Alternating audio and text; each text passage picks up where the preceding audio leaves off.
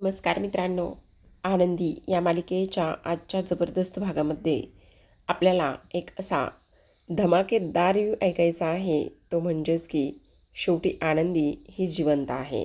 असो, आनंदी तर जिवंत आहे, पण इथे मात्र आता युगंधर हा आनंदीला शोधत शोधत खूप मोठ्या ठिकाणी पोहोचलेला आहे. तर आता मालिकेच्या सुरुवातीला आपण पाहतो, इथे विद्याधर आणि शलाका हे दोघेही जण युगंधरला ब्लॅकमेल करू लागलेले असतात. शलाका म्हणत असते, मी काय म्हणते युगंधर भाऊजी, तुम्हाला आनंदी नको आहे का?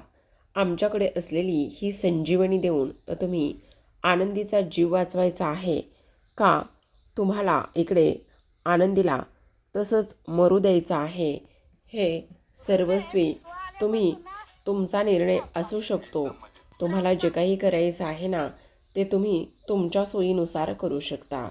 म्हणजे कसं आहे ना, ही संजीवनी देऊन जर तुम्ही आनंदीचा जीव वाचवू शकत असलात, तर हे मात्र फारच जास्त आनंदाचं असेल, असं सुद्धा आता इकडे ही शलाका बोलू लागलेली असते.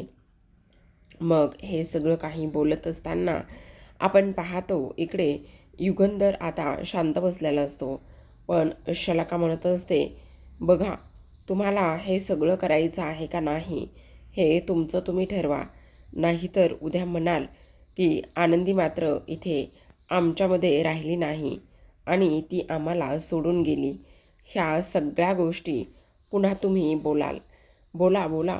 तर आता युगंधर कसलाच विचार करत नाही आणि त्या इनुशीच्या पेपरवर अंगठा देतो.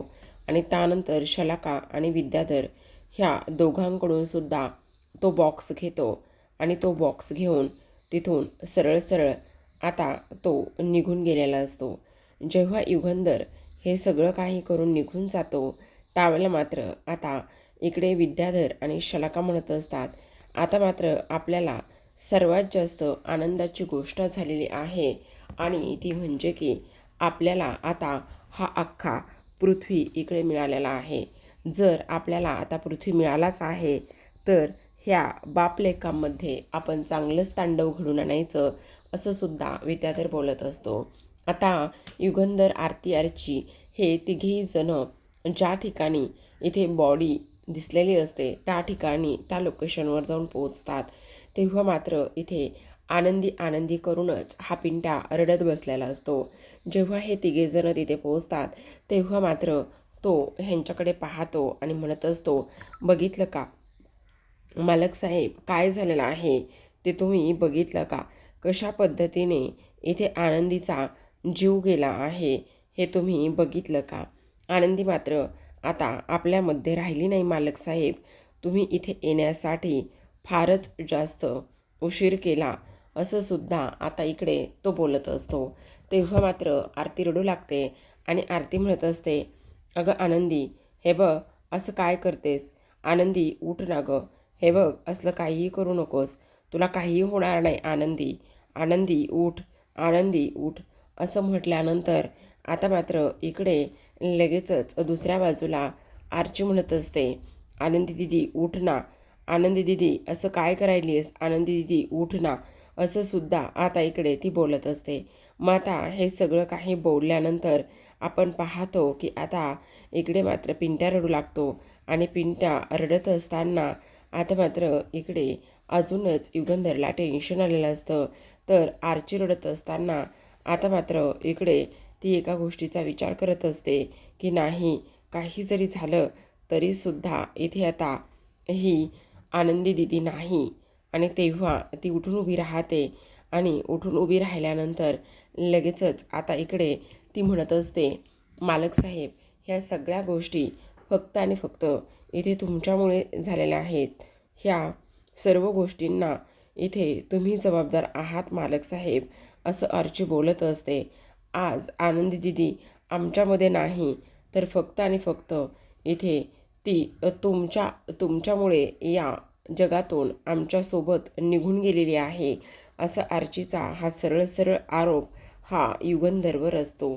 तेव्हा मात्र युगंधरला सुद्धा आता धक्का बसलेला असतो की हे सगळं कसं होऊ शकतं. आणि त्याचबरोबर इथे मात्र आपल्याला खरंच आनंदी सोडून गेली असेल का, ह्याच आता सगळ्या गोष्टीमध्ये युगंधरसुद्धा विचार करू लागलेला असतो.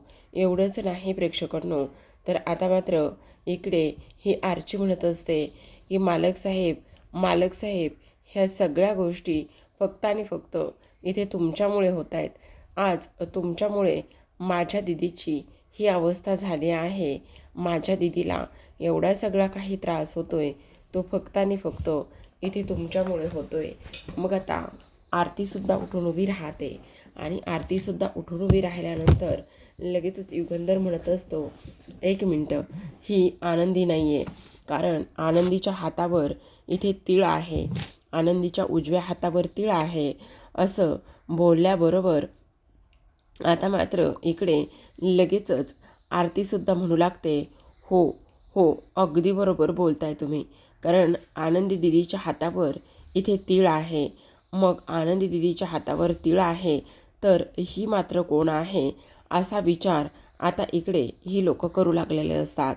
मग लगेचच आता इकडे हा युगंधर म्हणत असतो, हे तर कन्फर्म आहे ही आनंदी नाही आहे म्हणून.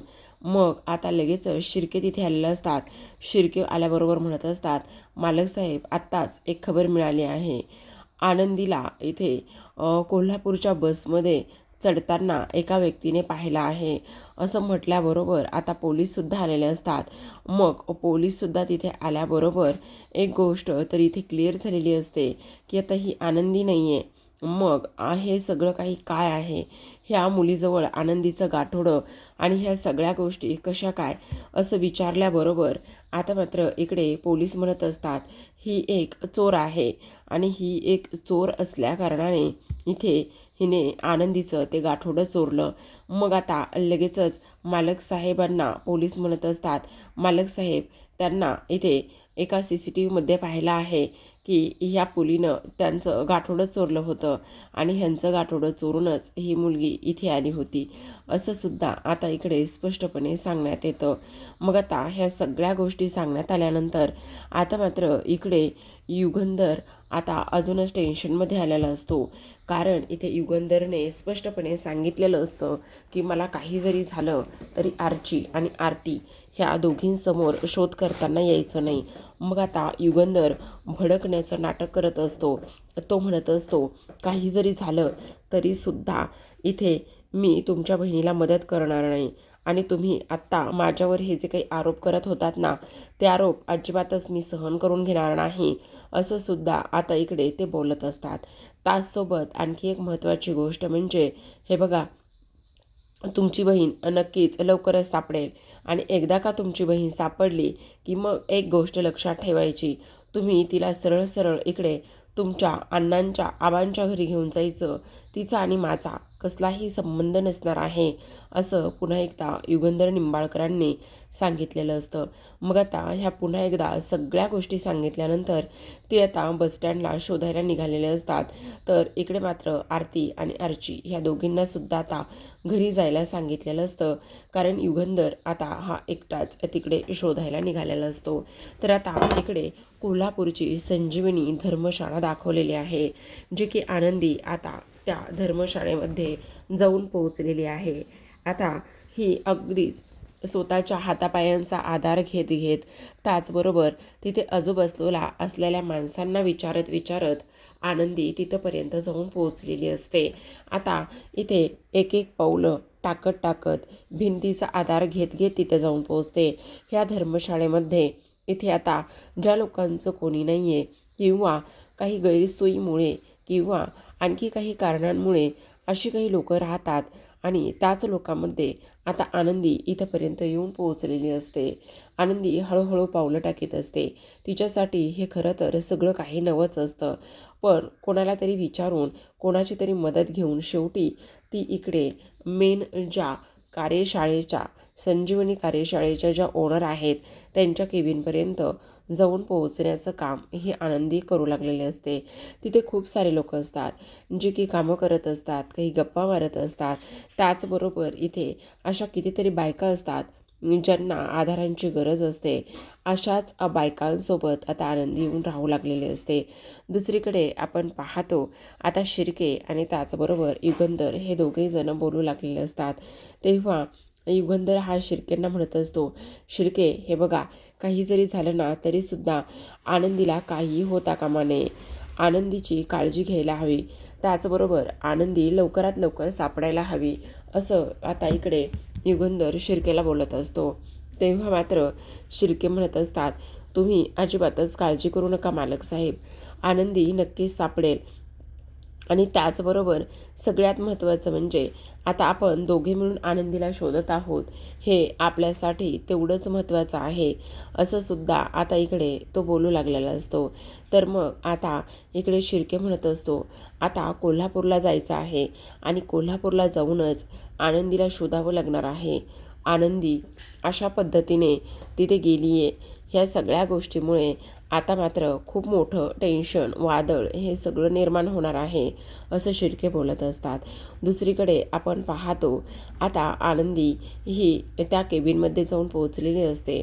जेव्हा ती तिथे जाऊन पोहोचते तेव्हा आनंदी म्हणत असते, नमस्कार, इथे मला राहण्यासाठी एखादी जागा मिळेल का? मी इथे राहू शकते का?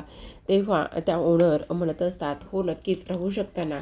पण मग जेव्हा त्या आनंदीच्या चेहऱ्याकडे व्यवस्थित पाहतात आणि व्यवस्थित चेहऱ्याकडे पाहिल्यानंतर इथे आता त्या म्हणत असतात, एक मिनटं, मी तुम्हाला कुठेतरी पाहिलं आहे, तुम्ही इथे आनंदी निंबाळकर आहात ना? तेव्हा आनंदी म्हणत असते, हो. मग तुम्हाला तर इथे आमच्या इथे राहण्याची काय गरज आहे? तुम्हाला अशी कोणती गोष्ट इथे पाहिजे होती की तुम्ही आमच्याकडे आलेला आहात? हे बघा, तुम्हाला आमच्या इथं राहण्याची काहीच गरज नाही, असं आता इथे ती बोलत असते. मग आता आनंदी म्हणू लागते, तसं नाही आहे.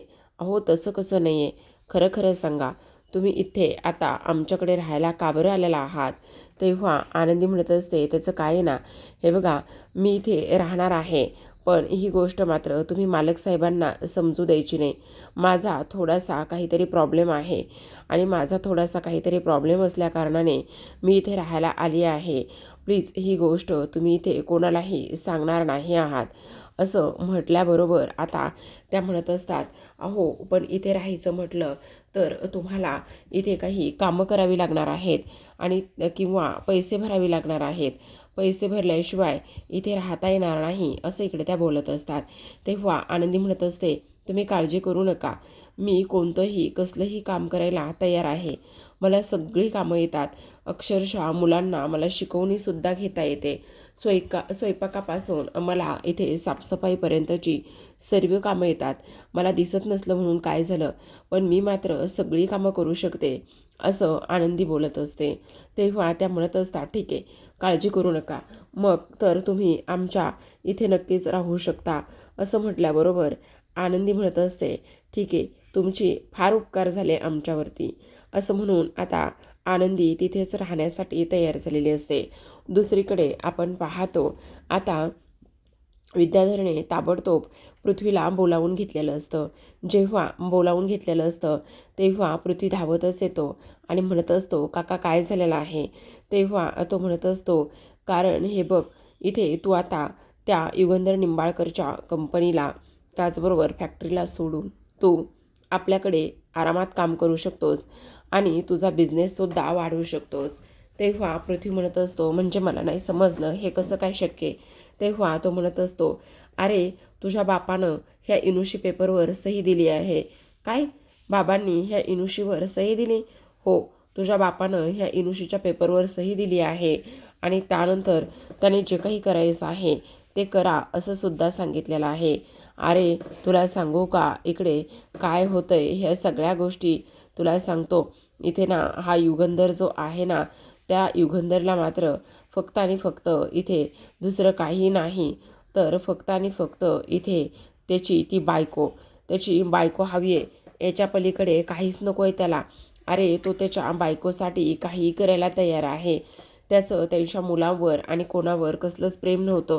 तो फक्त दाखवतो वेगळं आणि करतो वेगळं, असं सुद्धा आता इकडे तो बोलत असतो. आणि त्यामुळे मी तुला सांगतोय, हे बघ, काही जरी झालं तरीसुद्धा एक गोष्ट मात्र तू लक्षात ठेव.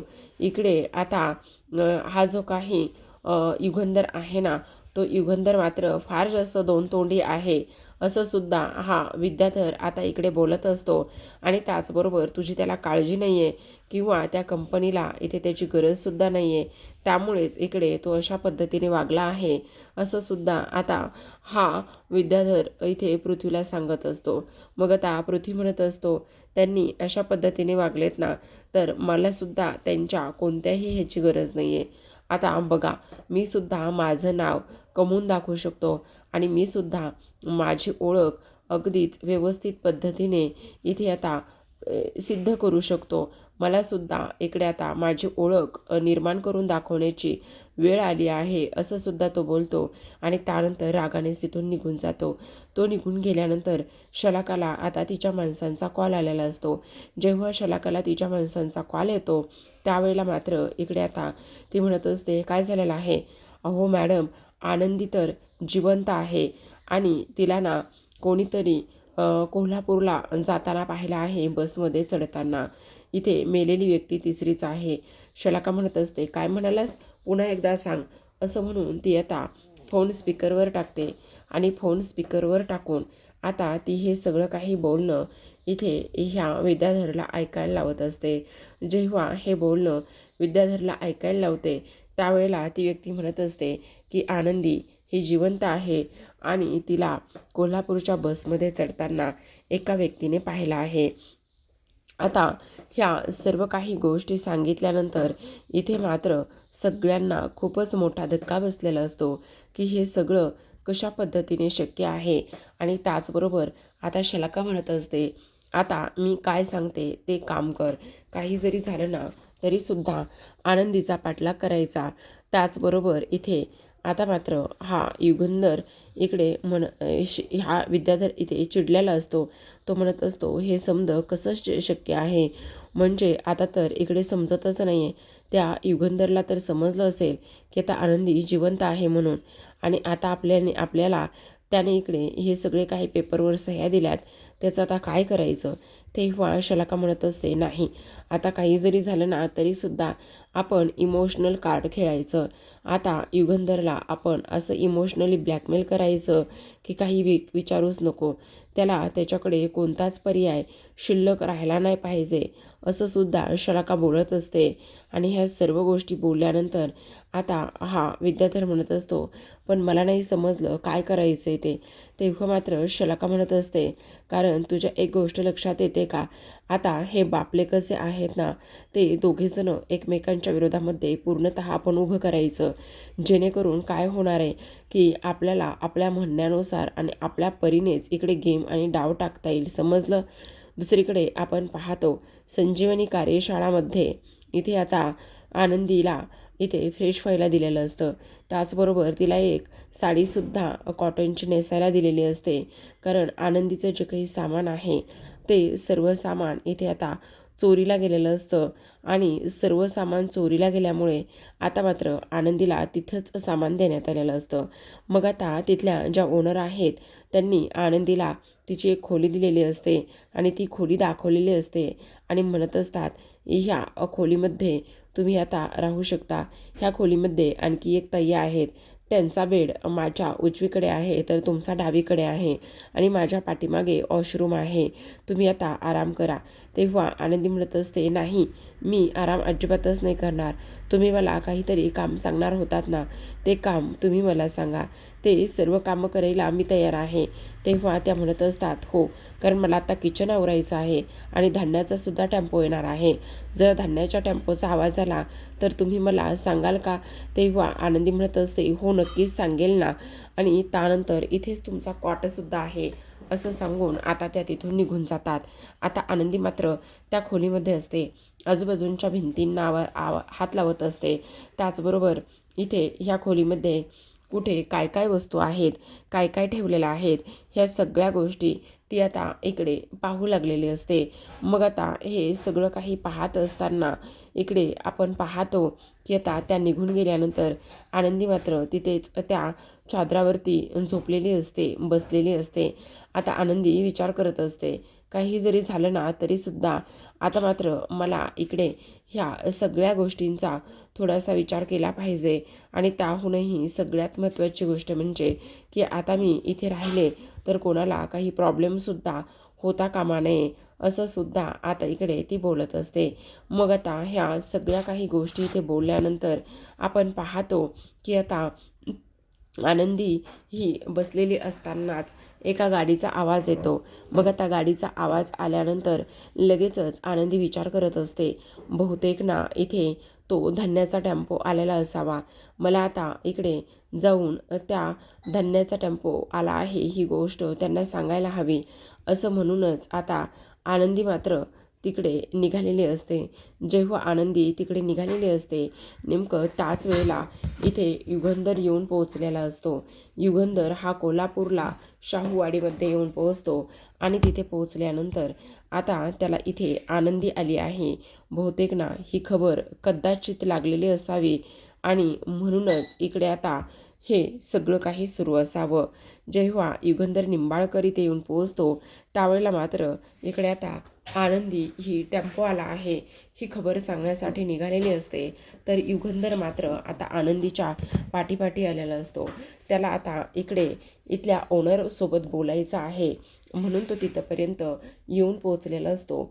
जेव्हा युगंधर येतो तेव्हा त्याच्यासमोर आनंदी उभी असते पाठमोरी, पण युगंधरच्या मात्र ती गोष्ट लक्षात येत नाही. मग आता युगंधर तिथे आलेला असतो आणि विचारत असतो की इथल्या मॅडम कुठे आहेत, मला त्यांच्याशी बोलायचं आहे.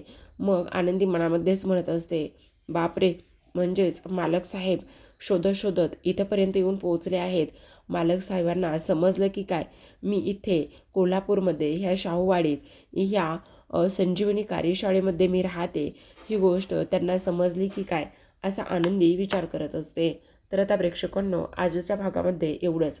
उद्याचा भाग पाहायचा असेल तर नक्कीच चॅनलला सबस्क्राईब करा, कारण उद्याच्या भागामध्ये ना खूपच धमाकेदार असा एपिसोड दाखवलेला आहे. कारण उद्याच्या भागामध्ये ना युगंधर हा घरी येतो आणि घरी आल्यानंतर इथे आता शिर्के म्हणत असतो, मालक साहेब खूप मोठा प्रॉब्लेम झाला आहे, असं सांगून आता युगंधर म्हणत असतो, बहुतेक ना आताच मलाच ह्या इथे रणांगणामध्ये उतरावं लागणार आहे. कारण शिर्के, मला असं वाटतंय की ह्या सगळ्या गोष्टीमध्ये कोणीतरी आहे आणि कोणीतरी इथे आपल्याला गंडवण्याचा आणि फसवण्याचा काम करत आहे, असं सुद्धा आता इकडे हा युगंधर बोलू लागलेला असतो. तर आता इकडे आनंदी ही तिच्या खोलीमध्ये शांत बसलेली असते. पण तेवढ्यातच आता इकडे शलाकाची आणि विद्याधरची माणसं त्या संजीवनी आश्रमामध्ये येऊन पोहोचतात आणि तिथे पोहोचल्याबरोबर आता मात्र इकडे लगेचच ते आनंदीसमोर एक बॉक्स घेऊन आलेले असतात. आणि तेव्हा आनंदी म्हणत असते, कोण आहात तुम्ही, कोण आहात? तेव्हा ती माणसं आनंदीच्या तोंडावरती रुमाल पकडतात आणि आनंदीला बेशुद्ध करून त्या बॉक्समध्ये टाकत असतात. आता आनंदीला बेशुद्ध करून त्या बॉक्समध्ये टाकल्यानंतर इथे मात्र आनंदी ही आता बेशुद्ध झालेली असते आणि ती लोक आता आनंदीचा तो बॉक्स घेऊन आता विद्याधर आणि शलाकाकडे जाऊन पोहोचतात. आणि त्याचबरोबर आता युगंधर आनंदीला कशा पद्धतीने शोधून काढेल हे पाहणं फार इंटरेस्टिंग आहे.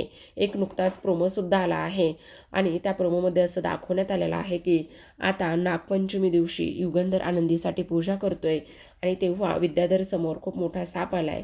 पण आता युगंधर त्या सापासमोर हात जोडून उभा आहे आणि त्यानंतर तो साप मात्र तिथून निघून गेला आहे. ज्या बॉक्सवर साप असतो त्याच बॉक्सच्या खाली आनंदी असते. आणि जेव्हा युगंधर तो बॉक्स ओपन करायला जातो तेव्हा मात्र विद्याधर आणि शलाकाची चांगलीच वाट लागलेली असते. त्यांची पूर्ण बोलतीसुद्धा बंद झालेली असते.